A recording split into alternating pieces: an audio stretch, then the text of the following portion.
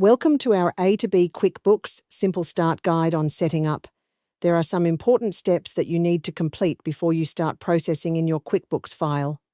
Understand that QuickBooks can do many things.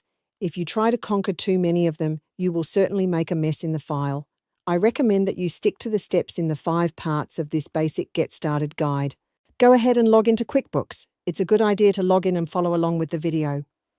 First, we need to set up some items that will appear on all of your invoices. You need to set these up just once and you can change them at any time.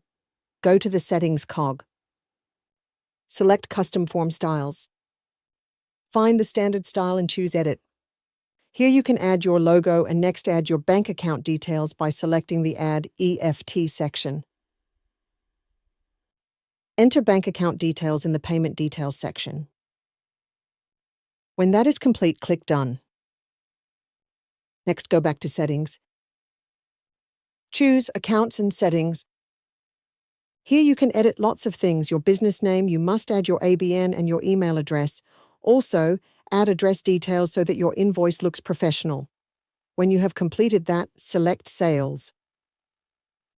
Select the pencil. And next, update the terms as you want. Then click Save and Done. This has been a very basic Get Started guide. Note that QuickBooks has lots of help. You will sometimes see a Take a Tour button. Click on this to learn more.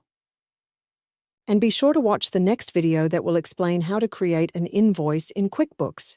This is very important because it will help you avoid those expensive accountant fees for correcting your file. If you have problems, we do offer support on a fee-for-time basis. Alternatively, QuickBooks does provide some free resources by clicking on the question mark in the top right of your screen. Thanks for watching.